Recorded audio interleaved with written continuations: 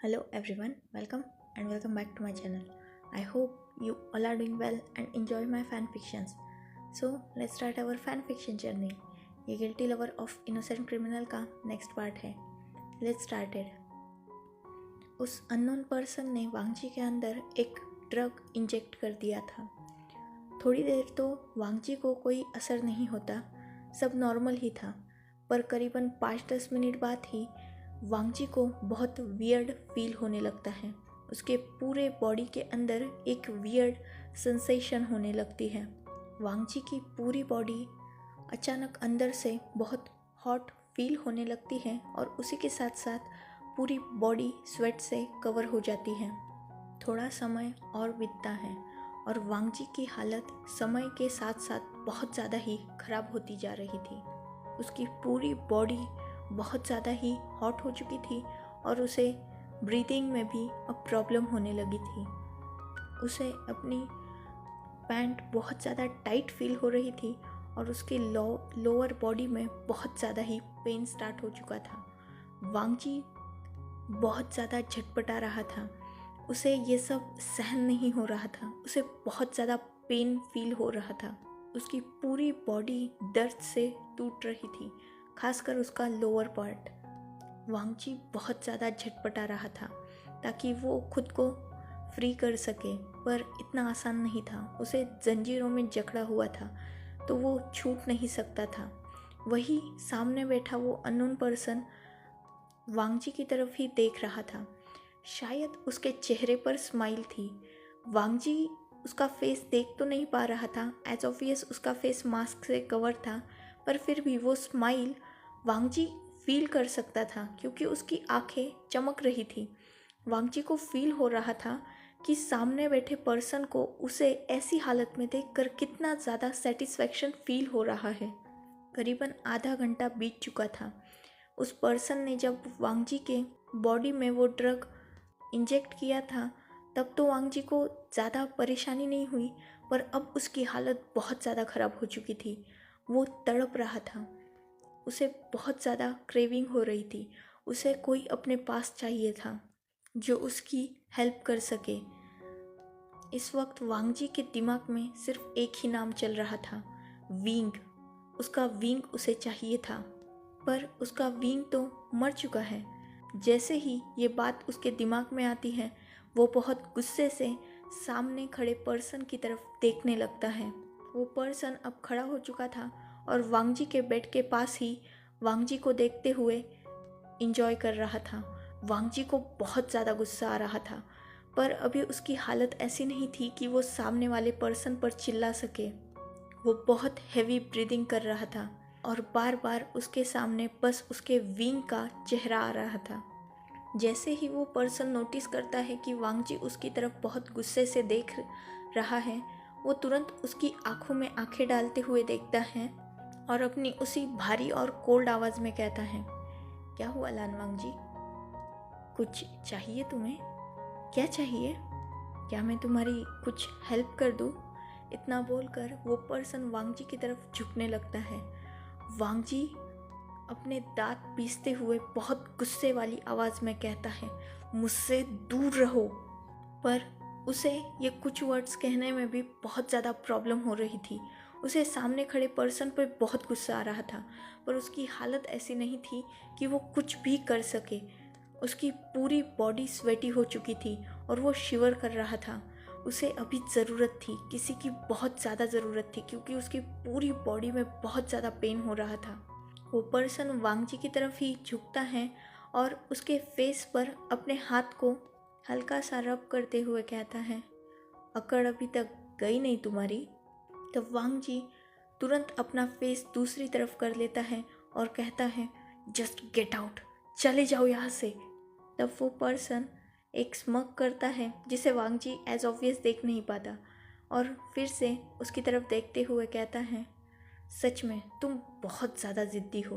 मान लो ना कि तुम्हें मेरी हेल्प की ज़रूरत है और एक बार मुझसे कह दो. बस कहने से पहले प्लीज़ लगाना. मेरे सामने एक बार अगर तुम कहोगे तो मैं तुम्हारी हेल्प ज़रूर कर दूँगा. इतना हार्टलेस और क्रूअल नहीं हूँ मैं. तब वांगजी उसकी तरफ गुस्से से देखते हुए कहता है, just get out from here. तब उस पर्सन को बहुत ज़्यादा गुस्सा आ जाता है।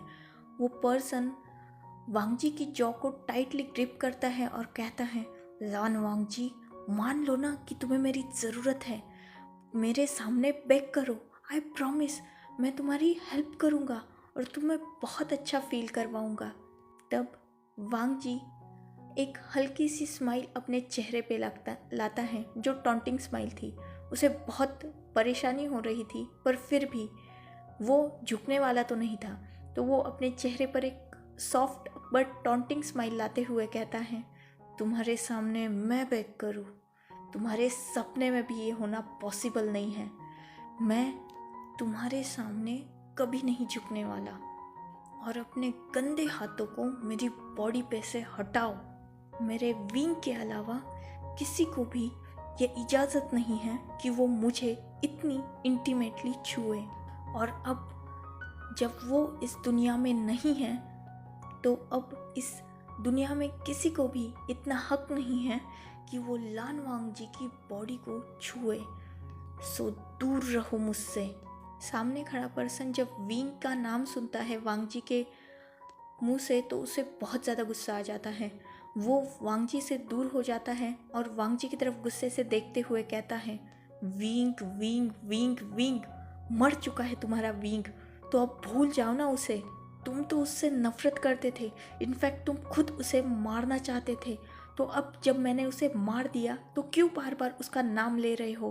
तब वांग जी बहुत मुश्किल से अपनी ब्रेकिंग वॉइस में कहता है, आई सेड गेट आउट। इतना कहकर वो अपना चेहरा दूसरी तरफ कर लेता है। वांग जी को बहुत ज़्यादा दर्द हो रहा था, पर इस आदमी के सामने वो नहीं झुकेगा। इस आदमी के सामने क्या, वो दुनिया के किसी भी पर्सन के सामने नहीं झुकेगा। उसकी विंग के अलावा उसकी लाइफ में ये हक किसी को नहीं है, ना वांग जी किसी और को ये हक देगा। उसका विंग मर चुका है और उसी के साथ मर चुकी है वांग जी के अंदर की सारी डिज़ायर। वांग जी के अंदर जितना भी लस्ट था, डिज़ायर्स थी, वो सब सिर्फ उसके विंग के लिए था, किसी और के लिए नहीं। और अब जब विंग इस दुनिया में नहीं है, तो वांग जी की वो सारी डिज़ायर्स, लस्ट, सब कुछ मर चुका है। चाहे कोई उसे कितना भी फोर्स करे, कितना भी मजबूर करे ऐसे सब चीज़ें करके, पर वांग जी किसी के सामने नहीं झुकेगा।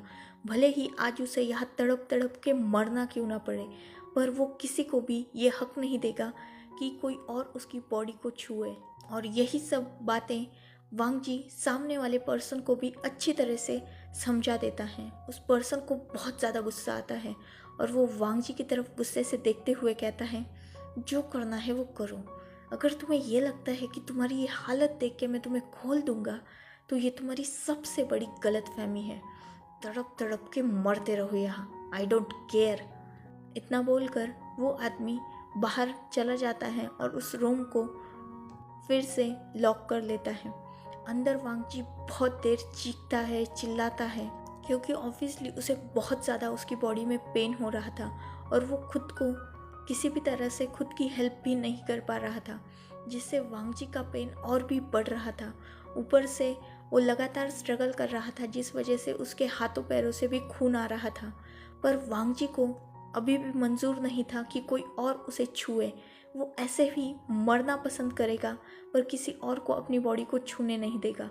वो बहुत देर चीखता है, चिल्लाता है और करीबन 2-2.5 घंटे तक ही वो ये दर्द सह पाता है। बाद में वो ऐसे ही बेहोश हो चुका था। वो कितनी देर तक बेहोश था ये तो नहीं पता, पर जब वांग जी फिर से अपनी आंखें खोलता है तो वो उसी बेड पर बंधा हुआ था, वैसी ही कंडीशन पे। बस फ़र्क इतना था कि उसके हाथों पैरों की फिर से बैंडेज हो चुकी थी और उसके क्लोथ्स भी चेंज थे। वांग जी अपने आसपास देखता है तो उसकी नज़र उसी पर्सन पे जाती है और पहले की ही तरह उस पर्सन ने फुल्ली वाइट क्लोथ्स पहने हुए थे। अपने फेस को भी उसने हाइड करके रखा था और वो एक काउच पे बैठा हुआ था और कुछ बुक पढ़ रहा था। जैसे ही उस पर्सन को एहसास होता है कि वांग जी मूव कर रहा है, वो पर्सन तुरंत उस बुक को नीचे रखता है और खड़ा होकर वांगजी की तरफ आने लगता है। वांगजी की बॉडी अभी भी पूरी दर्द से फुल थी। अभी भी उसे अपनी बॉडी में थोड़ी सी हॉटनेस फील हो रही थी, पर फिर भी ये थोड़ा कंफर्टेबल था क्योंकि वो ये दर्द थोड़ा सा सह सकता था। उसे इतना अनकंफर्टेबल नहीं लग रहा था जितना पहले लग रहा था। शायद उस ड्रग का असर लगभग ख़त्म हो चुका था, जिस वजह से वांगजी थोड़ा अच्छा फील कर रहा था। जैसे ही वांगजी देखता है कि वो पर्सन उसके बेड के पास आया है, वो तुरंत उस पर्सन की तरफ देखने लगता है। वो पर्सन वांगजी की तरफ देखता है और कहता है, इम्प्रेसिव, मानना पड़ेगा तुम्हें, सच में तुम बहुत ज़्यादा स्टबर्न हो। अगर उस वक्त मेरी हेल्प ले लेते तो तुम्हें इतना दर्द सहना नहीं पड़ता ना। पर खैर जाने दो। खाना खाना चाहोगे? भूख लगी होगी ना तुम्हें। वैसे तुम्हें सुबह से शायद कुछ नहीं खाया। हाँ, कुछ नहीं खाया, मैंने दिया ही नहीं ना। ओह सॉरी, मैं भूल गया। जाने दो, अब मैं तुम्हें खिला देता हूँ। इतना बोलकर वो बाहर चला जाता है। वांगजी उसकी तरफ डिसबिलीव से देख रहा था। यार, इस इंसान ने एक पर्सन को किडनैप करके रखा है और ऐसे कैजुअली उससे बातें कर रहा है जैसे कि फ्रेंड से बातें कर रहा है। सच में वांगजी बहुत ज़्यादा इरिटेट हो रहा था। थोड़ी ही देर बाद वो पर्सन वापस से अंदर एंटर करता है। उसके हाथ में इस वक्त एक खाने की प्लेट थी। वांगजी को थोड़ा अच्छा लगता है। उसे लगा था कि ये पर्सन उसके हाथ खोल देगा और ये वक्त देखते ही उस पर्सन को जान से मार देगा और यहाँ से भाग जाएगा। पर वो पर्सन वांगजी से भी ज़्यादा तेज था। शायद वो समझ चुका था कि वांगजी के दिल में क्या चल रहा है। वो अपने चेहरे पर एक स्माइल लाता है जिसे एज ऑब्वियस वांगजी नहीं देख पाता, पर उसकी आंखों से समझ में आ रहा था कि वो पर्सन हंस रहा है। वो पर्सन वांगजी की तरफ देखता है और कहता है, क्या लगता है तुम्हें मैं तुम्हारे हाथ खोलने वाला हूँ? नहीं, ऐसा नहीं होने वाला। अगर तुम्हें भूख भी लगी है और तुम्हें खाना भी खाना है तो तुम्हें मेरे ही हाथों से खाना होगा।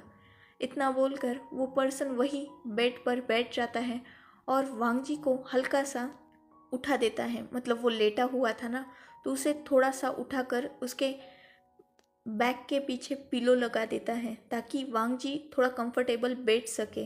वो उसे खोलने तो नहीं वाला था। सो वो उस प्लेट को फिर से अपने हाथ में लेता है और वांगजी के सामने एक निवाला कर देता है।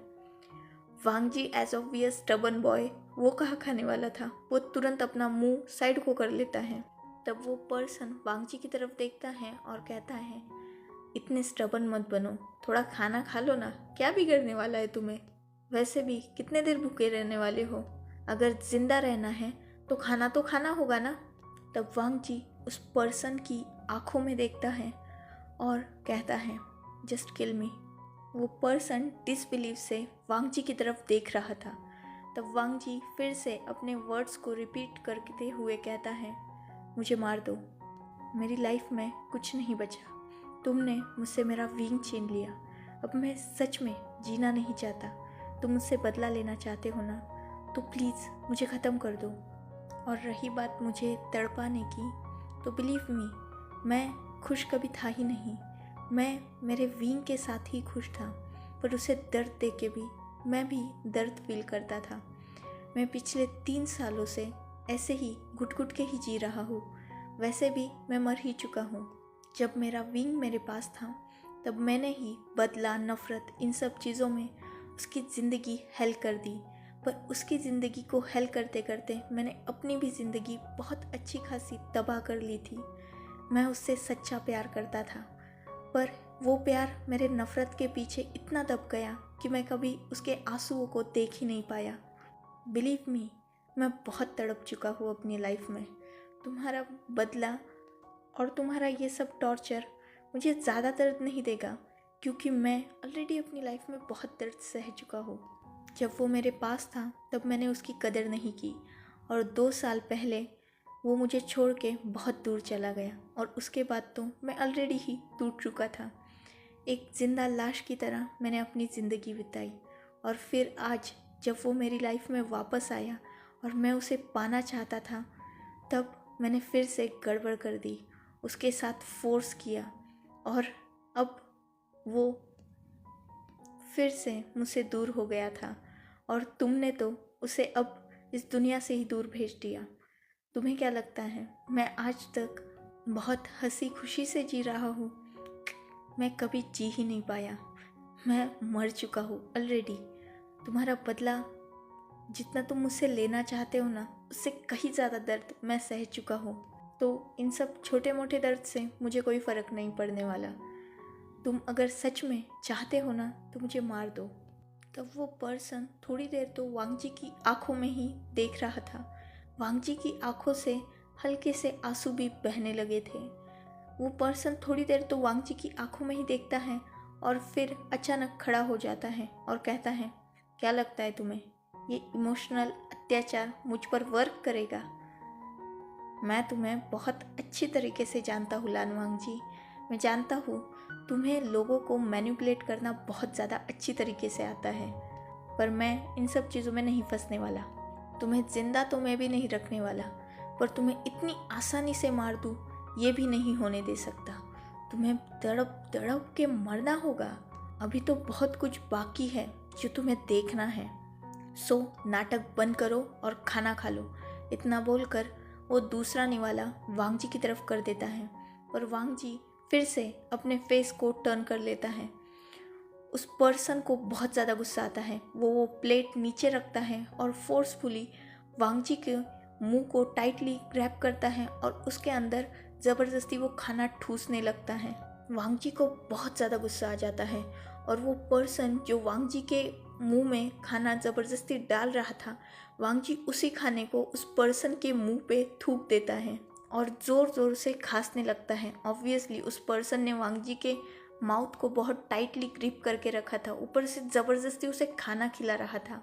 तो वांगजी वो निगल नहीं रहा था, जिस वजह से उसे खांसी आ गई और वो खांसने लगा और उसी के चलते उस पर्सन के मुंह पे भी खाना चला गया। मतलब वांगजी का इंटेंशन नहीं था उसके ऊपर ऐसे कुछ थूकने का, बट वो हो गया। वो पर्सन वांगजी के माउथ को छोड़ देता है और वांगजी भी बहुत ज़ोर ज़ोर से खांसने लगता है। उस पर्सन को बहुत ज़्यादा गुस्सा आ जाता है। वो अपने हाथ में जो स्पून था उसे साइड को फेंक देता है और वांगजी के चेहरे पर एक हार्श स्लैप करता है, जिसकी वजह से उस पर्सन के पूरे उंगलियों के निशान वांगजी के फेस पर छप चुके थे। वांगजी कुछ नहीं कहता, वो स्टिल वैसे ही खांस रहा था। वो पर्सन पानी का ग्लास उठाता है और उसे ज़बरदस्ती वांगजी को पिलाने लगता है, पर वांगजी पानी भी पी नहीं पा रहा था क्योंकि वो खांसी ही इतना रहा था। तो वो पर्सन उस ग्लास को भी साइड को फेंक देता है और वांगजी के कॉलर को टाइटली पकड़ता है और कहता है, तुम ऐसे नहीं सुधरने वाले, तुम्हें सच में एक लेसन की ज़रूरत है। इतना बोलकर वो पर्सन उस रूम के ही साइड में जाता है और एक वॉल पे जो हंटर लगा हुआ था उसे लाता है और उस हंटर से वांगजी पर वार करने लगता है। उस पर्सन ने वांगजी को 2 ही हंटर मारे थे और वांगजी की बॉडी से खून बहने लगा था। ऑब्वियसली वो उस पर्सन ने बहुत गुस्से में वांगजी को मारा था, तो 2 ही वार में वांगजी की बॉडी पे से हल्का सा खून नज़र आने लगा था। वो पर्सन तीसरा वार पता नहीं क्यों पर वांगजी पे नहीं कर पाता। वो बीच में ही अपना हाथ रोक देता है और उस हंटर को बहुत ज़ोर से नीचे फेंककर बाहर की तरफ चला जाता है। वांगजी अभी भी उस पर्सन की तरफ जाते हुए, मतलब उस पर्सन को जाते हुए देख रहा था। उसे समझ में नहीं आया था कि इस इंसान को अचानक हुआ क्या। मतलब अभी ये इतने गुस्से में था, उसे मार रहा था और अचानक ही बाहर चला गया। फिर वो पर्सन उस रूम में नहीं आता वांगजी को तंग करने के लिए। शायद रात हो चुकी थी और वांगजी भी बहुत थक चुका था। रात या दिन उसे फ़र्क नहीं पड़ता था, पर उसे बहुत टायर्ड फील हो रहा था। ऑब्वियसली उस ड्रग की वजह से और अभी इन सब चीज़ों की वजह से ऑलरेडी उसकी बॉडी में पेन था और ये 2 हंटर के वार भी अब दर्द करने लगे थे। वांगजी बहुत ज़्यादा टायर्ड भी फील कर रहा था, जिस वजह से उसे स्लीपी फील होता है और वो थोड़ी ही देर बाद फिर से सो जाता है। वांगजी जब डीप स्लीप में था तब उसे ऐसा ड्रीम आता है कि कोई उसकी बॉडी को छू रहा था, पर यह एहसास कुछ ही देर का था और थोड़ी ही देर बाद फिर से जब वो एहसास बंद हो जाता है वांगजी शांति से सो जाता है। सो enough for today. Let's take a break. Next chapter in next video. If you like my explanation, like, comment